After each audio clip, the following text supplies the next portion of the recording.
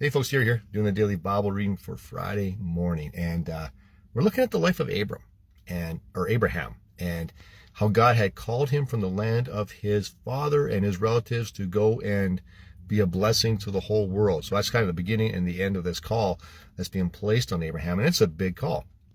And so we've been reading about that, and today I thought we'd look at we're still looking at Genesis chapter 12, but verse 5. And so let's see what it has to say. And Abram took Sarah his wife, and Lot his brother's son, and all their possessions that they had gathered, and the people that they had acquired in Haran, and they set out to go to the land of Canaan. Now, you can look at that and say, wow, looks like Abraham was doing pretty good for himself, right? Abraham was doing all right. He's a man of means. So this isn't so hard. Well, hold on a second. Well, first, it is really hard because you're leaving everything you know. But the second part is this. When I read this, I'm not so much looking at all of his wealth in this. I'm looking at all the people that are going with him. And that's significant. Here's the thing. When God puts a call on your life to go into ministry or do ministry or to start something brand new or move or whatever it might be, he's not just calling you. He's calling the people around you as well. Maybe not for the exact same thing you're doing, but there's a call on their lives that are going to be affected by the call that's on your life.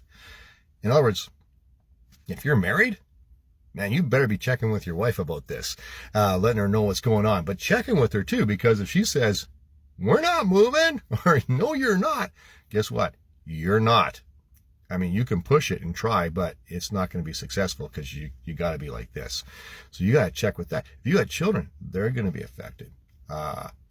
And maybe other people are going with you. Or the other thing is, if you're leaving something, you're going to be leaving people as well. They're also going to be affected. Now, here's the other thing to remember in this as well. I truly believe that God does not just call you, like he calls you, but it's not just you. He's calling everybody else as well.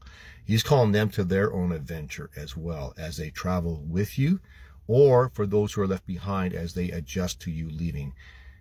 God's calling them on an adventure as well. It's not just about you. It's not just about me. It's about the people around us as well. And God's got something really cool for them. And sometimes he'll call you to call that out in them, to show them what it is, to help. Don't just tell them, but help to flesh it out for them. Because he doesn't call you in isolation. He calls you usually in community. So you don't go alone.